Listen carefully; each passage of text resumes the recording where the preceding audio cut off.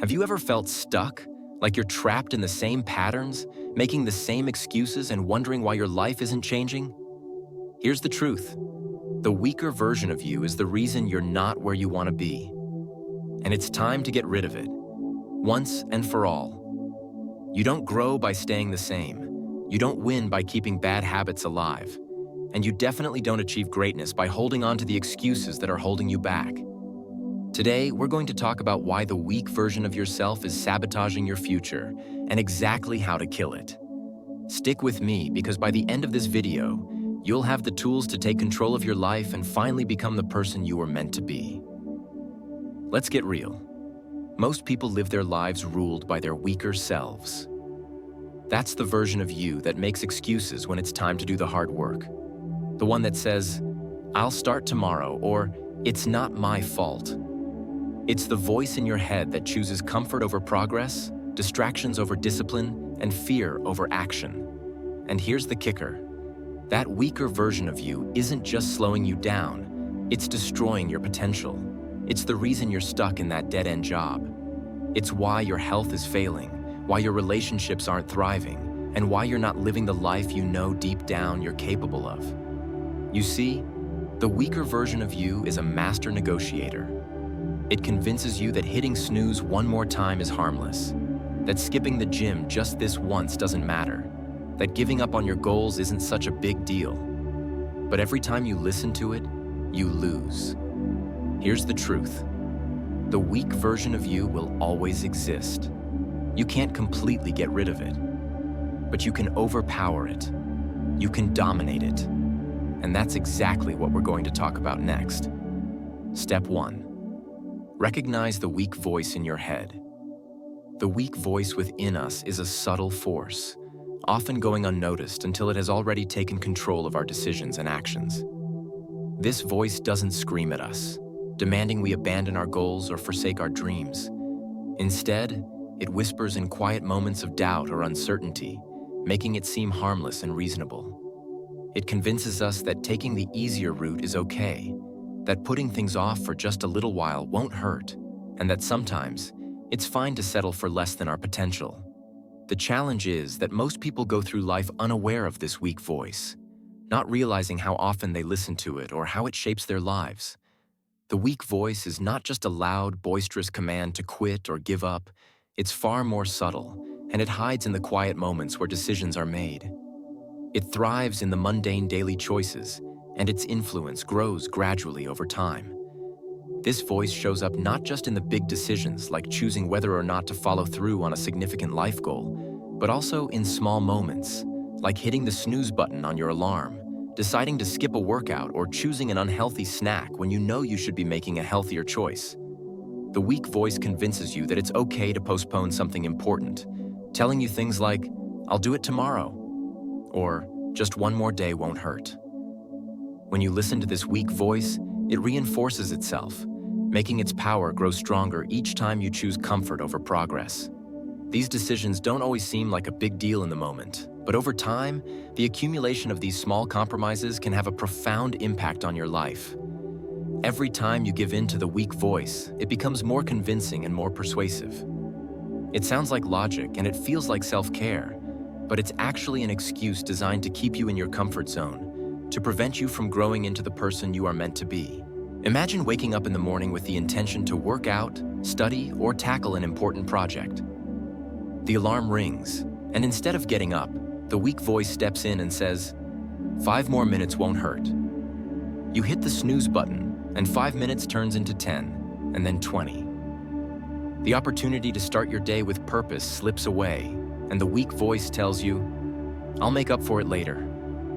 But deep down, you know that later never comes, and another opportunity is lost.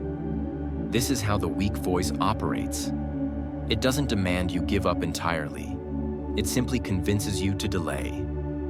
It plays on your desire for comfort and instant gratification, making it seem like skipping one small task is no big deal. But as you begin to give in more frequently, the snowball effect begins. Each time you surrender to the weak voice, you set a precedent. The next time, it will be easier to listen to it. It doesn't just stop with skipping one workout or procrastinating on one task. The more you listen to it, the more your weak self gains control. It's like a snowball rolling downhill, gathering momentum with each decision you make. Over time, the accumulation of these small, seemingly insignificant choices can add up to a lifestyle defined by procrastination, avoidance, and missed opportunities. The weak voice becomes your default mode of operation. You might even start to justify it. You tell yourself, "I'm just too busy right now," or "I'll get back on track when things calm down." But those calm down moments never come, and the weak voice continues to dominate. This is where the key to breaking free begins. Awareness. You cannot defeat the weak voice if you don't first recognize when it is speaking to you. Awareness is the first step in taking control. The weak voice is subtle, and it often disguises itself as rational thinking. It makes excuses that seem logical in the moment, like, "You've had a long day, you deserve a break," or "It's just this once." These excuses feel reasonable, but they are nothing more than a distraction designed to keep you from pushing forward. The weak voice will always prioritize short-term comfort over long-term growth. It wants to keep you in a state of complacency, because that's where it thrives. The next time you feel yourself being pulled by the weak voice, pause and ask yourself a simple but powerful question. Is this decision being made by the strong version of me or the weak one? This question forces you to confront the reality of the situation. The weak voice doesn't want you to think deeply. It wants to convince you that its suggestions are rational. By asking yourself this question, you make the choice to step outside of the autopilot mode and question whether this decision aligns with your true intentions. When you're tempted to skip a workout, for example, the weak voice might whisper, "You've had a long day, you can skip today." But when you pause and ask yourself whether this is the strong version of you speaking, you force yourself to see the decision for what it really is, a moment of weakness. By questioning the voice and recognizing it for what it is, you give yourself the opportunity to choose differently. This simple act of awareness has immense power. The weak voice thrives in the background, undetected and unchallenged. But when you bring it into the light of your conscious awareness, you strip it of its power. Just like catching a thief in the act, when you become aware of the weak voice, it can no longer steal from you without consequence. By simply questioning it, you take away its ability to operate unconsciously. Building awareness of the weak voice requires practice. It's not enough to simply recognize it once in a while. You have to make a consistent effort to be aware of it at every turn. This is where journaling can be a helpful tool. At the end of each day, reflect on moments when you gave in to the weak voice and moments when you chose the strong version of yourself. This practice helps you identify patterns and gain insight into where and when the weak voice tends to show up most often. It can also help you track your progress, so you can see how much more frequently you choose to act from a place of strength. Another helpful strategy is setting triggers throughout the day to remind yourself to stay mindful of the weak voice. For instance, whenever you find yourself about to procrastinate or give in to comfort, pause and ask yourself, is this the weak version of me or the strong one? The more you practice this, the more natural it becomes. Over time, the weak voice will lose its grip on you. As you continue to build awareness and recognize the weak voice, you will begin to notice how much more in control you are. Every time you catch yourself choosing to take the hard path, the path that leads to growth and progress, rather than the easy route, you strengthen the strong version of yourself. This is how you begin to build new habits and shape your character. The strong version of you is always there. It's simply waiting for you to choose it. Every time you choose discipline, focus, and perseverance over comfort and instant gratification, you are reinforcing the traits that will help you achieve your goals and live up to your true potential. It takes time and effort to overcome the weak voice, but every moment is an opportunity to choose the strong version of yourself. The weak voice can only have as much power as you give it. By becoming aware of it, questioning it, and choosing to act from a place of strength, you take back control of your life. Over time, The strong version of you will grow stronger, and the weak version will fade into the background where it belongs. The journey to silencing the weak voice is not easy, but it is the key to becoming the person you want to be. By recognizing its subtle influence, challenging it, and choosing to act with awareness and intention, you will build the foundation for long-term success and growth.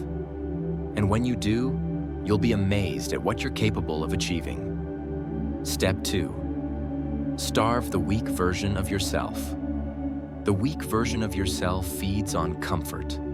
Let that sink in. It thrives in the easy, the convenient, the pleasurable things in life that make you feel good in the moment, but leave you feeling drained, unfulfilled, and stuck in the long term. The weak version of you doesn't care about the future.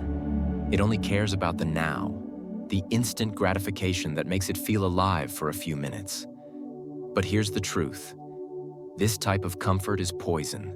The more you feed it, the more you enable it, and the stronger the weak version of you gets. Think about the last time you gave in to the easy option. Maybe you woke up early, intending to work on your goals, but the temptation to stay under the warm covers was just too strong. Or maybe you had a productive day planned, but then you let yourself get lost in mindless scrolling through social media or watching that next episode of a show you didn't even care about. The instant you gave in, the weak version of you celebrated. It won a little victory. It tricked you into believing that comfort was what you really wanted. But deep down, you knew it wasn't. The uncomfortable truth here is that when you make these decisions, when you give in to comfort and laziness, you're reinforcing your weak self. Each time you choose the easy way, you're choosing to feed the part of you that holds you back. It's like giving a drug addict one more hit. It doesn't take long before that weak version of you is in full control, and the powerful version of you is nowhere to be seen. So how do you kill that weak version? You starve it. The more you refuse to feed it, the more you begin to starve it into oblivion. The weak version of you can only survive if it gets fed, but the good news is, you have full control over whether you feed it or not. And every time you make a decision that challenges your comfort, that pushes you to do what's hard, uncomfortable, and necessary, you're weakening the grip that the weak version has over your life. Here's how to start starving the weak version of yourself. The first step is recognizing that comfort isn't really what you want. Sure, it feels good to stay in bed for an extra hour, to skip the workout, to eat the junk food, to keep procrastinating. But those things don't lead to growth. They don't move you closer to your goals. They don't build the life you want to live. In fact, they do the opposite. The more you indulge in comfort, the further you get from the person you want to be, the dreams you want to achieve, and the life you want to live. Instead of giving in to comfort, start making decisions that are uncomfortable but necessary. Start with something small. If you're the type of person who hits snooze when the alarm goes off, make the decision to get up when it rings. No more excuses. The weak version of you wants to stay in bed, but the strong version of you knows that getting up will set the tone for the rest of your day. It knows that by getting up early and starting the day with discipline, you're putting yourself in a position to win. But it's not just about getting out of bed. It's about making those small, uncomfortable decisions throughout the day. Maybe it's choosing a healthy meal instead of the junk food you're craving. Maybe it's skipping the TV show and using that time to work on a goal, learn something new, or take action on your dreams. Maybe it's pushing through that moment of doubt or fatigue when you feel like quitting. Every time you choose the harder, better option, you're feeding the strong version of you. And with each small win, you'll start to see that the weak version of you begins to lose its power. Now let's be honest, this isn't easy. Making the right decisions, especially when they're uncomfortable, is challenging. It takes discipline, effort, and consistency. The weak version of you doesn't want to do any of this. It wants comfort. It wants to take the easy way out. It wants to avoid the hard work, the struggles, and the discomfort that come with growth. But the thing is, growth doesn't happen without discomfort. You can't expect to achieve greatness if you're constantly seeking comfort. The truly successful, fulfilled people in life are the ones who learn how to embrace discomfort and use it as fuel. Think of it like exercise. When you work out, You're intentionally putting your body under stress. You're breaking down muscles so that they can rebuild stronger. Without that stress, there is no growth. The same goes for your mind and spirit. You have to put yourself through the discomfort of doing hard things if you want to grow into the person you're meant to be. This is how you build resilience, confidence, and strength. When you stop feeding the weak version of yourself, something powerful begins to happen. You start to feel more in control. You stop being a passive participant in your own life, letting your weak tendencies call the shots. Instead, you become an active creator of your reality. You begin to see that you are capable of much more than you thought, and that you don't need comfort to thrive. You need action. You need discipline. You need to embrace the discomfort that comes with pushing yourself beyond your limits. It's not about perfection. No one is perfect, and no one makes the right choice all the time. You'll still face moments where the weak voice in your head tries to convince you to take the easy way out. But the key is not to expect perfection. It's to get better over time. Every time you resist the urge to give in to comfort, you're building strength. Every time you choose the hard road, you're starving the weak version of yourself and feeding the strong one. It's a cumulative effect, and with every choice you make, you're getting closer to the person you want to be. Now, this doesn't mean you have to completely eliminate all comfort from your life. It's not about being in a constant state of discomfort. It's about balance. You still need rest. You still need downtime. But the difference is, you're not using comfort as an excuse to avoid growth. You're using it as a reward after doing the hard work. You're making deliberate choices about when to push yourself and when to allow yourself to relax. It's also about being mindful of what you're feeding your mind. Just as you feed your body with food, you feed your mind with thoughts, actions, and habits. If you're constantly feeding your mind with negative thoughts, self-doubt, and excuses, you're reinforcing the weak version of yourself. But if you feed your mind with positive, empowering thoughts, you'll build a mindset that supports your growth. Here's another thing to keep in mind. Growth doesn't happen overnight. It's not like you'll make one hard choice today and suddenly be a completely different person tomorrow. It takes time, persistence, and patience. But with every small step forward, you are getting closer to the version of yourself you want to be. And eventually, those small steps will add up to something big. The key is to stay consistent. The weak version of yourself loves to play the long game.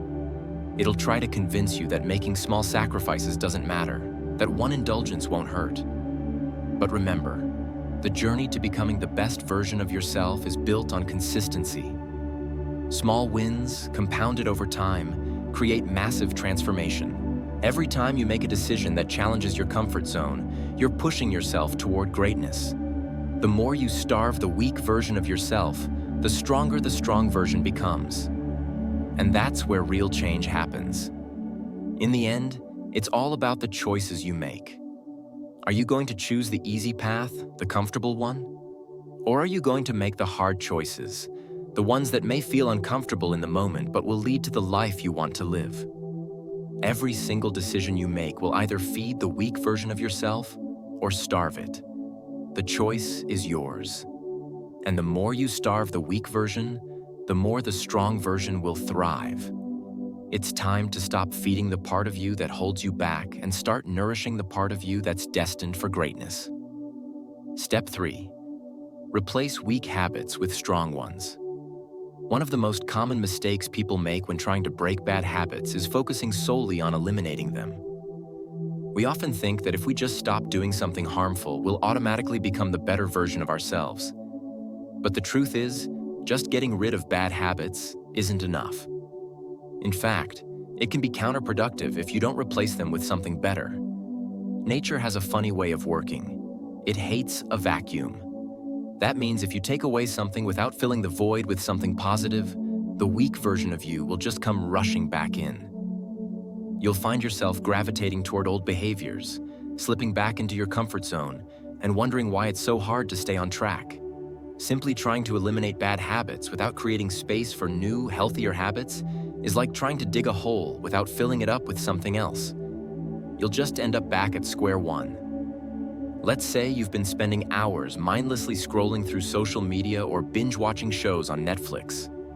You know this is a waste of time, but you can't seem to break free. If you try to just cut these habits cold turkey without replacing them with something else, you'll likely find yourself searching for another distraction before long. The key here is to replace the bad habit with a stronger one. You need to replace mindless scrolling with something that moves you closer to your goals. Something that engages your mind and makes you feel more fulfilled. For example, instead of wasting hours on social media, try dedicating that time to reading. Pick up a book that interests you, something that challenges you or helps you grow. If you're into self-development, there are endless books out there that can help you develop new perspectives or learn new skills. You can even make a commitment to reading a chapter a day. This simple change not only reduces your social media time, but also nourishes your mind. Over time, you'll start to notice that you feel more inspired, more informed, and more capable. The weak version of you that craved the quick dopamine hit of social media will start to fade as your mind craves the deeper satisfaction of learning. Another area where this approach works is with procrastination. Procrastination is one of the most powerful ways the weak version of you can take control. It's easy to put things off, to convince yourself that you'll get to it later. But we all know that later often turns into never. The key to breaking this cycle isn't just deciding to stop procrastinating. It's committing to a small, specific action that can help you get started. For instance, if you're procrastinating on a project that feels overwhelming, break it down into smaller tasks. Commit to working on it for just 15 minutes. That's it. 15 minutes of focused effort with no distractions. Often, the hardest part is just starting. Once you get into the flow, the momentum will carry you forward, and you'll find yourself working longer than you planned. The critical point here is that the weak version of you is always looking for ways to avoid hard work. But by replacing procrastination with small, actionable steps, you make progress and weaken the hold of your weaker self. But let's take it a step further. Replacing weak habits with strong ones isn't just about swapping one behavior for another. It's about shifting the way you think and view your habits. Every small action you take is a vote for the kind of person you want to become. Every time you choose a stronger habit over a weak one, you're reinforcing a new version of yourself. This is where the magic happens. When you consistently make the right choices, these habits become part of your identity. Take exercise, for example. It's easy to let the weak version of you convince you to skip your workout, to stay on the couch and watch TV instead. But what if instead of skipping your workout, you replace that laziness with a commitment to move your body every day? Whether it's a quick 10-minute walk, a full workout session, or some yoga, replacing that lazy urge with an active choice creates a new pattern. Over time, this small change compounds, and you start to see your health improve, your energy increase, and your confidence grow. Each workout, no matter how small, is a vote for the strong, disciplined version of yourself. And it's not just about physical habits. It's about mental habits too. If you're the type of person who constantly complains, doubts yourself, or engages in negative self-talk, it's time to replace that with positive affirmations or gratitude practices. Instead of thinking, "I'm not good enough," replace that thought with, "I'm capable of learning and growing." Instead of focusing on everything going wrong, focus on what you can control and what's going right. These mental shifts may seem small at first, but they add up. Over time, you'll start to rewire your brain to focus on the positive, and your self-esteem and confidence will rise as a result. The key here is consistency. Replacing weak habits with strong ones requires discipline, but it also requires patience. It's not going to happen overnight. In fact, you'll probably slip up a few times along the way. That's okay. The important part is to get back on track as quickly as possible and continue building the new habits that will take you closer to the person you want to be. Think of it like building a house. If you're tearing down an old structure, your bad habits, you can't just leave the lot empty. You need to replace it with a strong foundation and a solid framework. Every time you make a strong decision, you're laying another brick in the foundation of your new identity. At first, it might seem like nothing is changing, But with each small choice, you're strengthening your character. Over time, that house will rise, and you'll look back and realize that you've built something solid, something that will stand the test of time. This is how you truly change. It's not about willpower alone or forcing yourself to stop doing the things you know are holding you back. It's about replacing those behaviors with stronger, more positive ones that align with the person you want to become. It's about making choices every day that move you toward the life you desire. As you begin to replace weak habits with strong ones, you'll notice something amazing happening. The weak version of you will start to shrink. It will become harder and harder for it to get a foothold because you've created a new, stronger version of yourself. Your actions will be in alignment with your values, your goals, and your vision for your life. You'll stop being a slave to your impulses and start becoming the master of your own choices. But don't expect it to be easy. This process takes time, and there will be moments when the weak version of you will try to take over. You'll face temptations, distractions, and moments of self-doubt. But the more you practice replacing weak habits with strong ones, the easier it will become. The momentum will carry you forward, and one day you'll look back and realize that you've transformed your life by making small, consistent changes. So, what are the habits you need to replace? What weak habits have been holding you back? And more importantly, what strong habits can you start today that will move you closer to the person you want to become? The process of replacing weak habits with strong ones is the process of self-mastery. And that's the ultimate goal, to take control of your life by making the right choices every day. Step 4. Embrace discipline over motivation. Let's face it, motivation is a fickle friend. Some days you feel unstoppable. You wake up energized, ready to conquer your to-do list, crush your workout, and tackle the challenges ahead. Everything feels aligned, and you're on top of the world. But here's the hard truth. Most days won't feel like that. Most days you'll wake up tired, unmotivated, and maybe even dreading the work ahead. And this is where discipline becomes the game changer.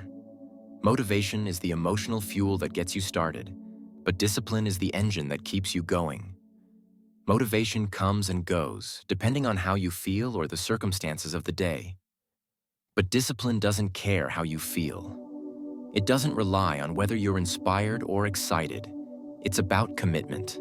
Discipline is about deciding in advance that you'll follow through, regardless of the obstacles, distractions, or feelings of doubt that may come your way. Think about the last time you started a new habit or goal. At first, you were excited. Maybe you signed up for a new workout class, set a goal to wake up early, or promised yourself you'd stick to a new diet. In the beginning, motivation was high, but as the days went by, that motivation began to fade. You found excuses to skip a workout, sleep in, or grab junk food because it wasn't that big of a deal. When motivation dropped off, you were left with a choice: follow through or give in. And this is where the weak version of you, the version that wants comfort and immediate gratification, tries to take control. When you rely solely on motivation, you're essentially putting your success in the hands of your emotions. On the days you feel great, you'll hit your goals. But on the days you don't, you'll struggle to stay on track. And this is the problem. The weak version of you thrives on feelings. If it feels good, it's easy to keep going.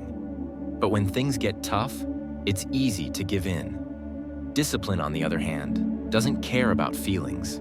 It's about commitment to the process. Discipline is about showing up, even when you don't feel like it. It's about doing what needs to be done, even when you're tired, stressed, or distracted. The beauty of discipline is that, unlike motivation, it doesn't leave you when the excitement fades. Discipline is the steady force that keeps you moving forward, no matter what. It's the key to long-term success. Think about it like this. Motivation is like the spark that lights the fire. It might get you started, but it's discipline that keeps the fire burning. Without discipline, the flame of motivation will flicker out. You might have a burst of energy and excitement, but if you don't stick with it, that energy will fade away. Discipline, however, is like the wood that fuels the fire. It's consistent, it's reliable, and it will keep you moving forward, day in and day out. When you embrace discipline, you start making decisions based on your long-term goals, not just how you feel in the moment. Let's take a simple example. Exercise. On some days, you might not feel like working out. Maybe you're tired, maybe you're busy, or maybe you just don't feel like it. That's where discipline comes in. Instead of waiting for motivation to strike, you show up anyway. You lace up your shoes and get moving, even if it's just for 10 minutes. You don't rely on your feelings. You rely on the commitment you made to yourself. And over time, this commitment builds momentum. The more you show up, the more you strengthen your discipline. Discipline becomes a habit, and habits lead to results. When you make the decision to be disciplined, you're essentially rewiring your brain. You're training yourself to do what needs to be done, regardless of the emotions or obstacles you encounter. Now let's talk about how discipline impacts the weak version of you. The weak version of you is lazy, complacent, and easily swayed by emotions. It thrives on instant gratification and takes the easy path whenever possible. The weak version of you is the one that convinces you to skip workouts, to procrastinate, or to give up when things get tough. But discipline is the antidote to the weak version. The more disciplined you become, the less power the weak version of you has. Discipline strips away the excuses and justifications that the weak version uses to keep you stuck. The weak version wants to convince you that you deserve a break, that it's okay to skip just one day, that you'll do it later. But discipline says, no, we don't do things later. We do them now, because we know that the hard work today will pay off tomorrow. It's like a muscle. The more you use it, the stronger it gets. Discipline doesn't rely on motivation. It relies on consistency. The more you practice discipline, the easier it becomes. The more you show up, even when you don't feel like it, the more natural it becomes to follow through. Eventually, discipline becomes second nature. It's no longer a struggle to stay on track. It's just who you are. So, how do you cultivate discipline in your own life? The first step is to make a commitment to yourself. It's easy to make goals when you're feeling motivated, but true discipline comes when you make a promise to yourself and stick to it, no matter how you feel. If you commit to waking up early, working out every day, or sticking to a new diet, you have to show up every day. Even if you don't feel like it, even if it's uncomfortable, even if it's hard, the commitment to showing up is the foundation of discipline. The second step is to create a routine. Discipline thrives in structure. When you have a set routine, you don't have to rely on motivation to get things done. It's just part of your day. Whether it's working out in the morning, setting aside time for deep work, or following a meal plan, a routine makes it easier to stay disciplined because it takes the decision-making out of the equation. When something is part of your routine, you do it without thinking. Third, embrace the concept of do it anyway. Some days you'll feel like skipping your workout, staying in bed, or taking a break. But discipline is about doing it anyway. It's about showing up even when it's hard, even when you don't feel like it. And here's the thing, the more you do it anyway, the easier it gets. Eventually, your brain starts to recognize that discipline is the norm, and the weak version of you loses its grip. Discipline also requires a mindset shift. It's not about pushing yourself to the breaking point or trying to be perfect. It's about consistency and persistence. It's about making progress, even if it's small. Discipline is about doing the work, even when the work doesn't feel glamorous. It's about choosing the hard path because you know it will lead to the results you want. Finally, remember that discipline isn't a one-time decision. It's a daily choice.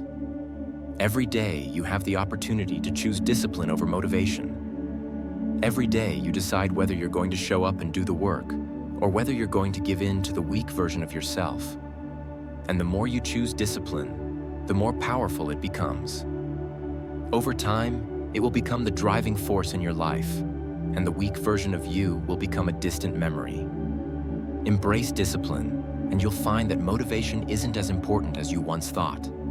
You'll discover that the real power lies in the ability to commit to yourself and follow through, no matter what. Discipline doesn't rely on how you feel. It relies on your commitment to show up and do the work.